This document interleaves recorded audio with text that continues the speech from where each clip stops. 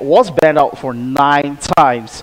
And we have only seen one other game with Cassidin, but that was the game where Cassidin actually didn't make the cut, they didn't make the win, so he's sitting at a 0% win rate now. And for Gragas, one of the highest contested pick in the Garena Premier League, 100% pick and ban rate, and having a good, let's look here, 77% win rate. So it's a very good score for Gragas to be in. So will iSG actually use that numbers to their advantage and try to grab the victory against AHQ tonight?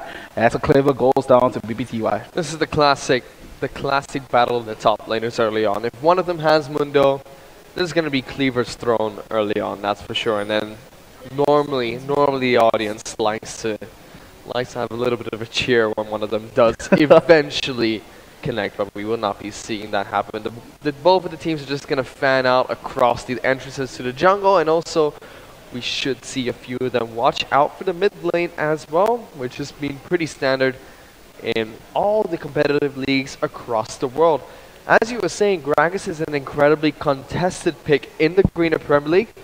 I feel like that's not just because he's an incredible mid laner, but also because the Vietnamese teams have been playing him as a top laner, and it's been known as their secret top laner for the longest time now. And if I'm not mistaken, they would rather play Gragas in the top lane than in the mid lane.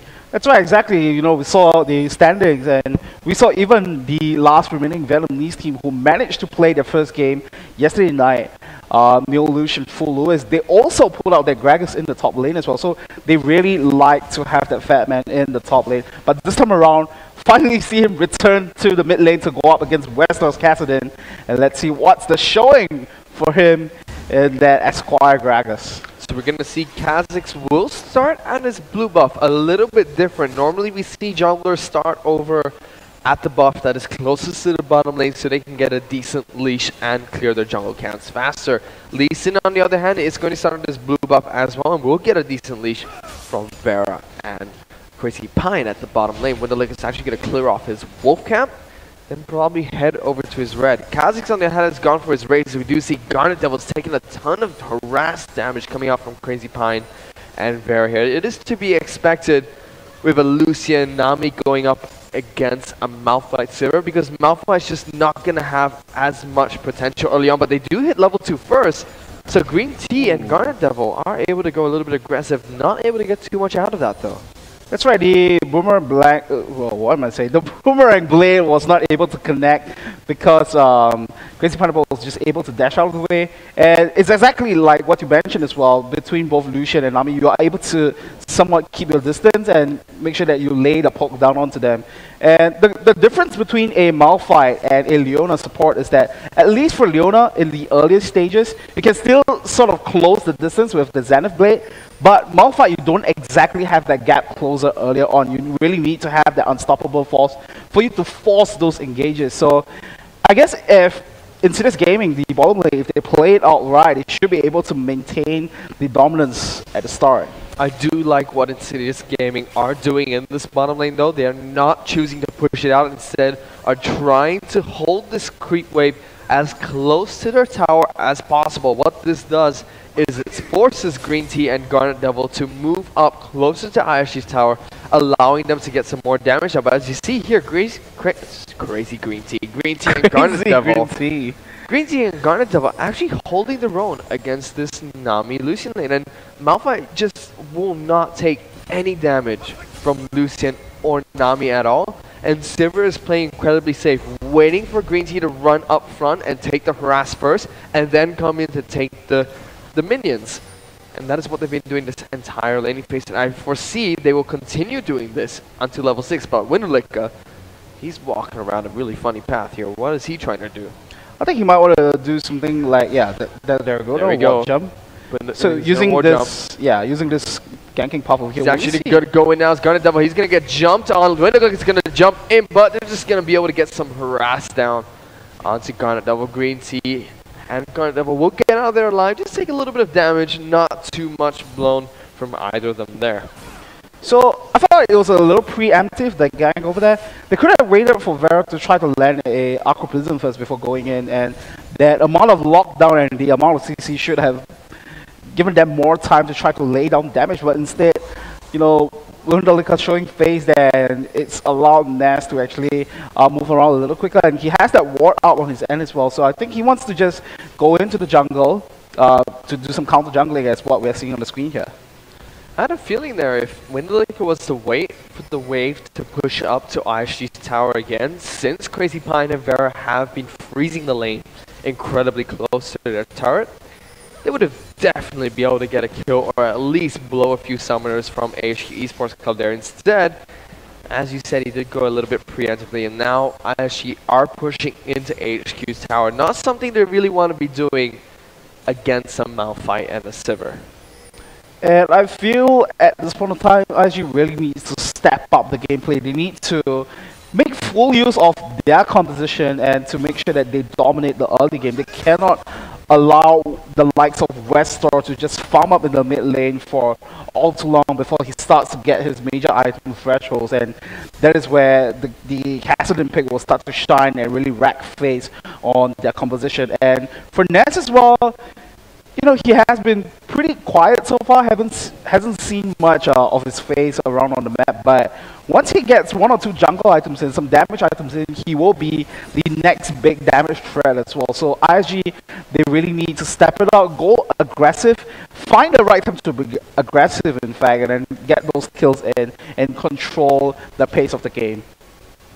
Westor is actually doing a fairly decent job in the mid lane. So you do see Lee Sin and Yasuo rotating to this blue buff here that will not be up for about another minute now. Kassadin has been pushed out of lane by the iSG here. This does look like Yasuo and Lee Sin were trying to go and get a gank off in the mid lane. However, because Kassadin did head back to base, they were not able to do so. Shinya's been doing a good job of staying ahead in terms of minions, but he hasn't been able to shut down Westor much at all. So if Westor is able to maintain this minion score lead and only stay about 10 to 15 minutes behind Shinya, he should still be able to become that crazy powerhouse that Kassadin does become in the late game.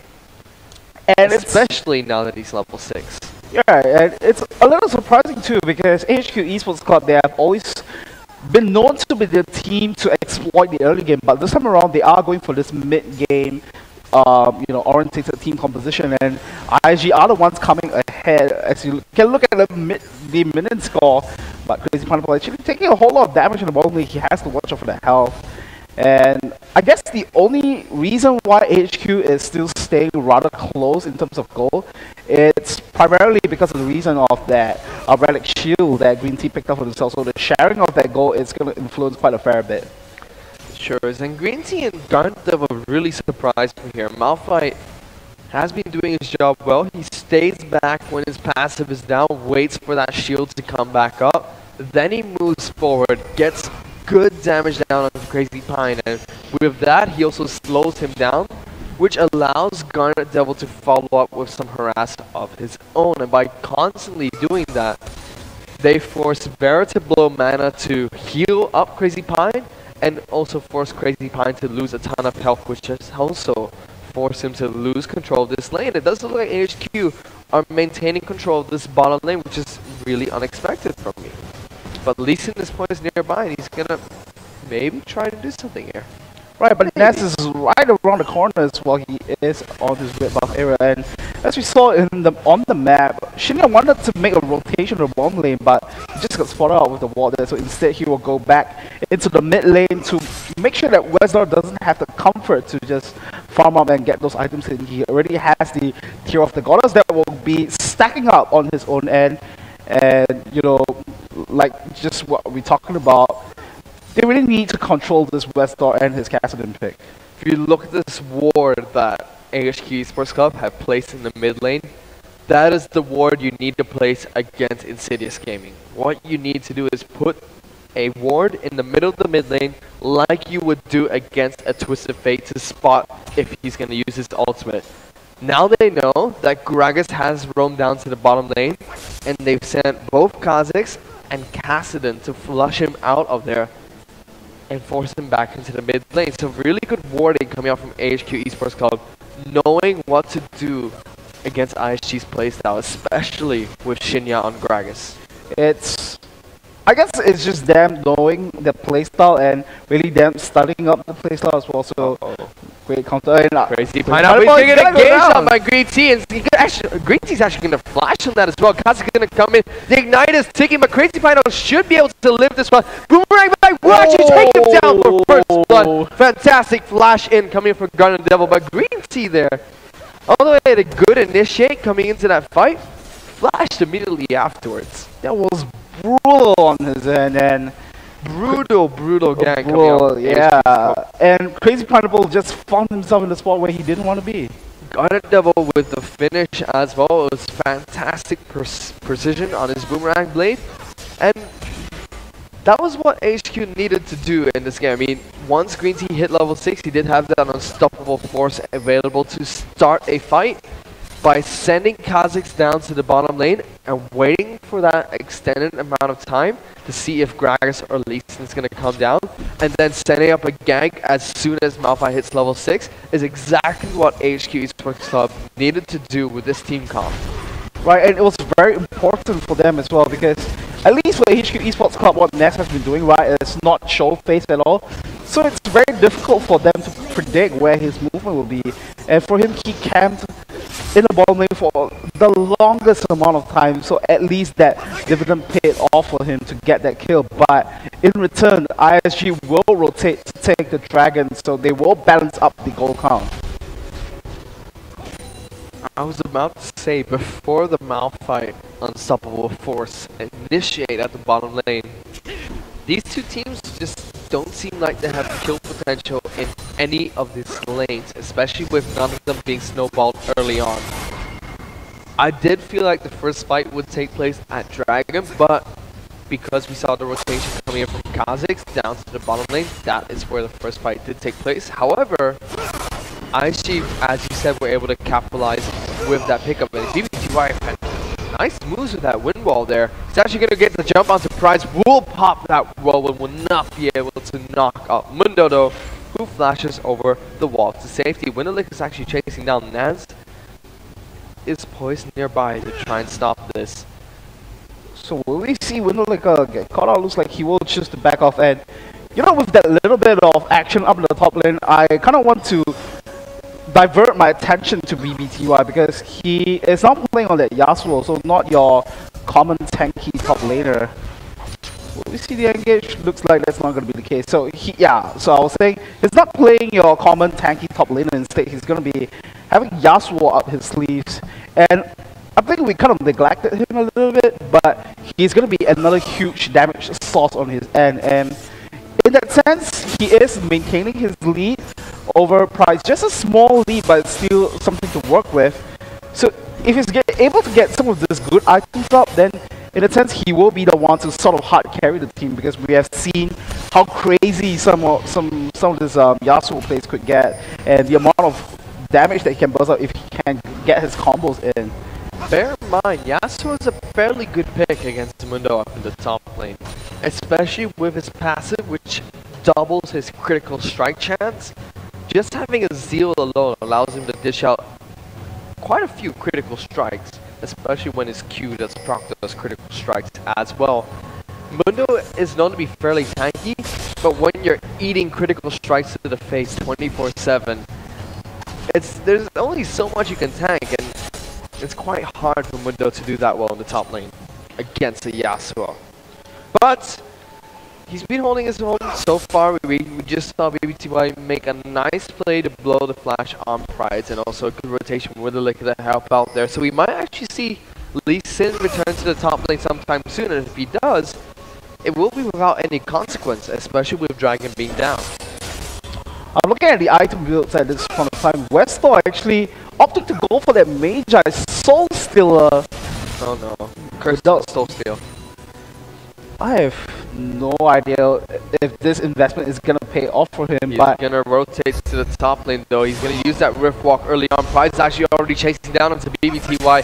He's actually going to fight him, but Westor's going to jump in with that Rift Walk now. Doesn't get the slowdown. BBTY is going to get the knockup, but it's not going to be enough for him to survive this one, I think. One more Rift Walk will be enough, and he will get taken up by the Cleaver actually, as BBTY will flash at the last second.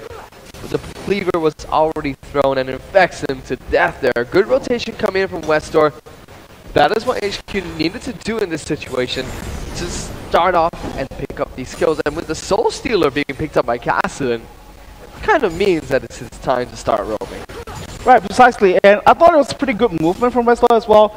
I was a bit skeptical with that, Soul Stealer pickup, but if he can keep getting these kills and getting this assist like this, then he should be able to get rolling. And I guess the good part for this, for AHQ Esports Club, is that they recognize the need that Shinya always likes to support his bottom lane, as what we are seeing. Jump into the bottom lane. Someone force onto Shinya. He may be in trouble, as you do see Cassidy come in for the counter guy. Explosive cast will not hit as many people as he wanted to. He'll get taken out. Price teleports down to the bottom lane. Now Crazy Pineapple is going to go down to Garnet Devil, who picks up a double kill. Kha'Zix is in the back, as well as Vera will actually get taken down by AHQ Esports Club. And what a rotation coming in from AHQ Esports Club. There were 5 members to counter out the roam that Shinya is so famous for.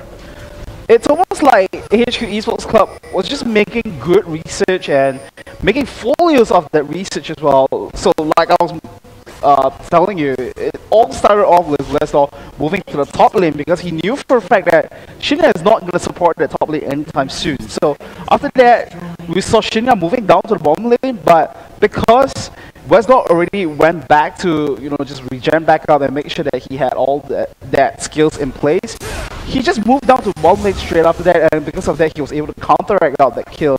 So, great rotations coming in from HQ Esports Club, and now they are 5-0. That's a huge kill difference between both teams.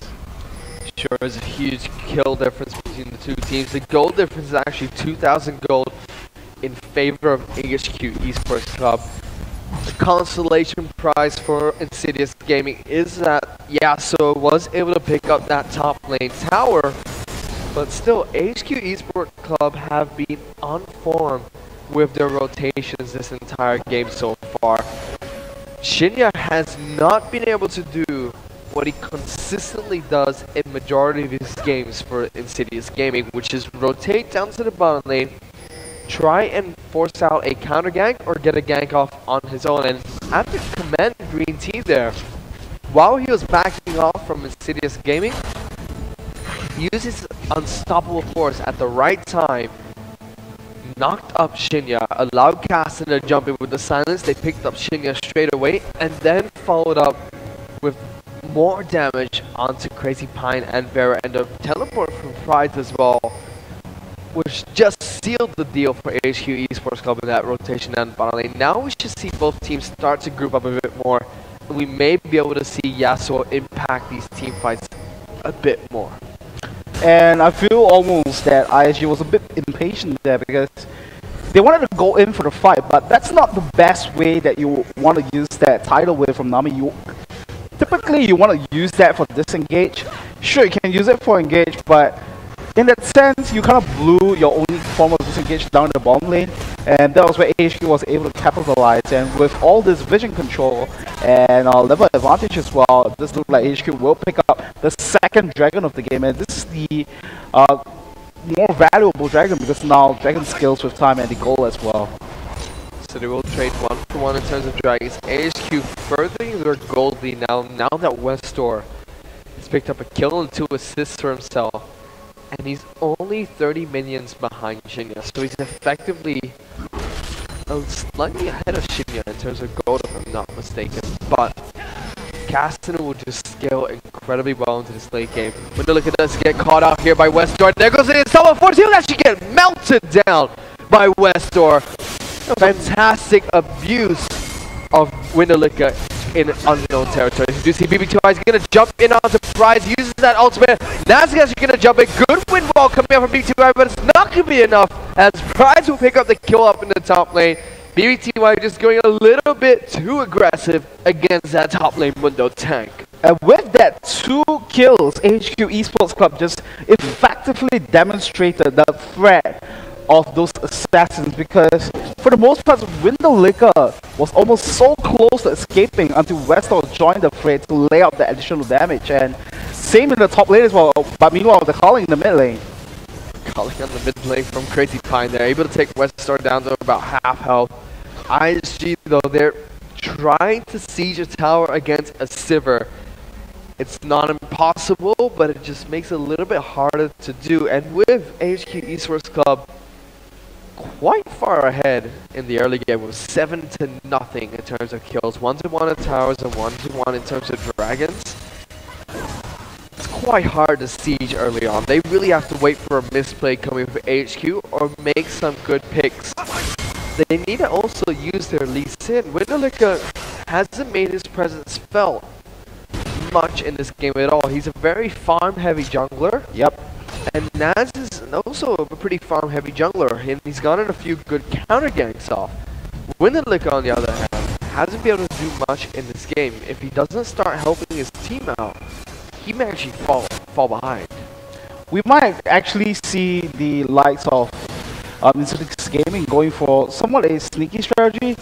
If they can pull something like that off, I feel like they might be able to turn this game around, like maybe go for a 5-man group up and just move down towards one of the lanes and try to spot them up. Because the important thing for them is that they need to see where the assassins are. They need to see exactly where Naz and Westar is, because like we saw in the top lane, it's very paramount for them. Windalika's actually going to jump onto Naz, but Naz has the Brutalizer. However, Prize will be able to join the fight in a second. Windalika will not be able to hit that Sonic Wave. And interesting there, even with the extra Brutalizer and Longsword, Windalika was winning that fight. Crazy Pioneers will not get caught up by Prize here. The Cleaver will just barely miss him, will not be able to chase him down after that one, but we'll be able to hold that top lane wave and not allow Prize to get damage down into that tower. So Windalika's showing he still does have damage in this early game. How much of it, we still don't know just yet. Ground level will soak up that barrel coming in from Shinya there, just with the spell shield, and continue pushing this mid lane. Right, and so with the camera on Garden Devil, just looking at his items as well, he's sitting one item ahead of Crazy Pineapple, having that Phantom Dancer as well. So that 3 kills is really cashing in with all this gold, so he will be able to push towers a lot faster, push those turrets down, and keep those waves shoved out to make sure that they have somewhat the better movements in the map, and make sure that they can use those vision to the advantage for those assassins to really come in from the flank and get those kills in. Normally we would see Sivers pick up the Static Shiv instead of the Phantom Dancer, just because it gives you more movement speed and also allows you to clear waves incredibly well, which are 2 traits that Sivir is well known for. However, Garnet Devil's just so far ahead, I don't think it's hard. I don't think it's He doesn't need to resist that Phantom Dancer, because we can see Crazy jumps in. Crazy Pine's actually gonna try and flash away from this one. Relentless Pursuit got interrupted by the Unstoppable Force. He just gets melted by AHQ Esports Club, and Malphite support has been destroying Insidious Gaming. That is so brutal, and now Garden Devil gets caught, has to use the On the Hunt. He has to use On the Hunt to get away from that one. Windalika actually taking half his health in terms of damage, but AHQ Esports Club, they're now a tower ahead, even in terms of Dragon, and 8 kills to nothing against Insidious Gaming. Not only that, they are 5,000 gold ahead and 3-1 in terms of turret count, with Ness taking out the top lane turret now. So Dragon is going to come back up in a minute, and I think that that's going to be the next big objective that both teams will be looking at. And for iSG now, they really need to, I feel they really need to find those picks that they need in order to come back to this one. But is it going to be too little too late, because they are now sitting about 6,000 gold behind, and it looks like a very dire situation to be in, as now Westar catching. BBTY is going to get caught out by this Mundo and Westar combination here. Windfall's not going to be able to do anything for you, Mr. Yasuo. Westar just riff walking over the wall, getting jump onto BBTY as Prize flanks him from the back, gets a few inflected cleavers off, and that's all she wrote.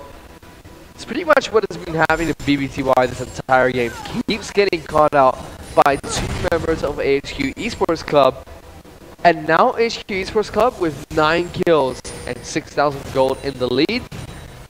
They are going to be able to control this map incredibly well. And with Malphite and Cassidon in this game for AHQ Esports Club, it's going to be incredibly hard for Insidious Gaming to get any picks or rotations against AHQ.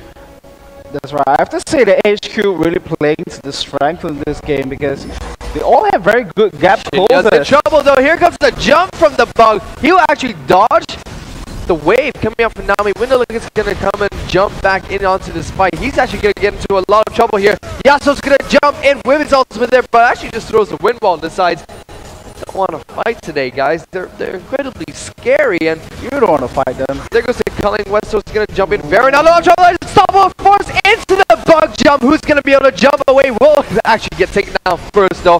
Windowlick wanted to jump in. He's going to take a boomerang to the face, but will be able to head back to base there. So I actually do pick up a return kill for himself. But once again, Malphite support really wrecking Insidious Gaming right now.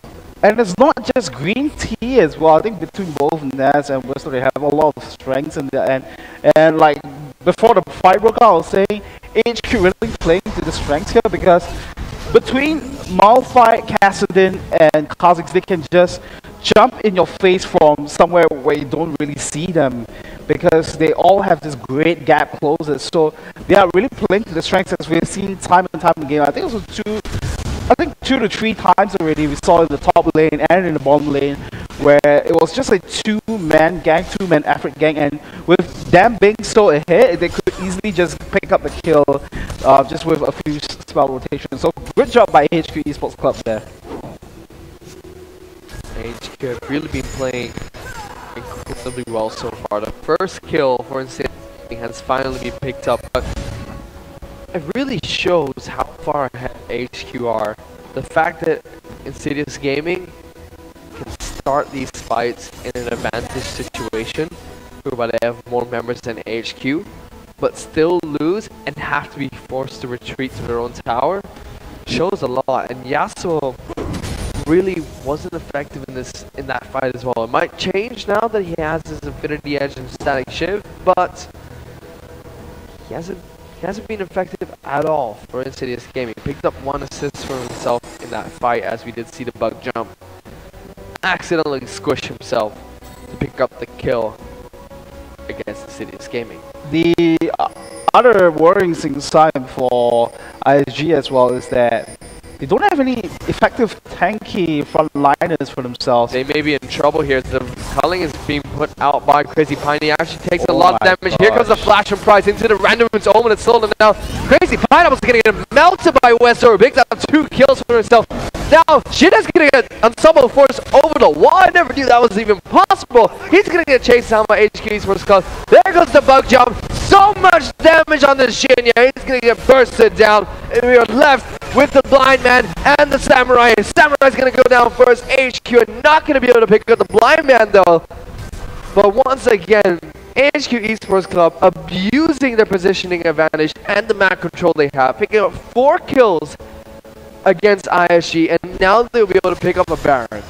Right, that flank and that pincer maneuver from AHQ Esports Club just so effective in that fight. And you know, like I was saying, iSG, they don't have any frontliners on them. They can't buy enough time for BBTR to make use of their Infinity Edge and that Static Shift as well. So in the end, sure, you have the damage, you have all this crit chance and this critical damage as well, but are you going to be able to survive long enough for that to happen? It looks like so far in the game we have not seen that happen, and as you know, completely on the back lines of this one. They are now 10,000 gold behind in this game. 10,000 gold behind does show a lot between these two teams. We saw earlier how Cassidon was able to rift walk in, wait it out, get some damage down onto Lucian, and Mundo with the Sunfire Cape and Randuin's Omen picked up before that fight even started.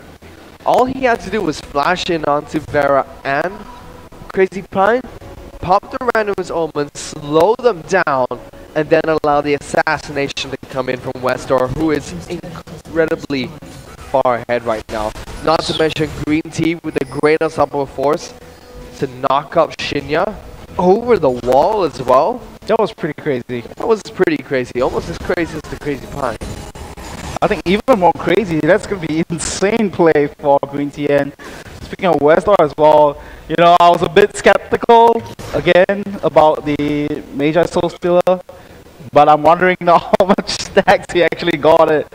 You know, now 5-0 and 4. Definitely should have about close to 10 stacks, and that's cashing in with all this ability power on his end. Magi Soul Stealer really doing work for Castle here.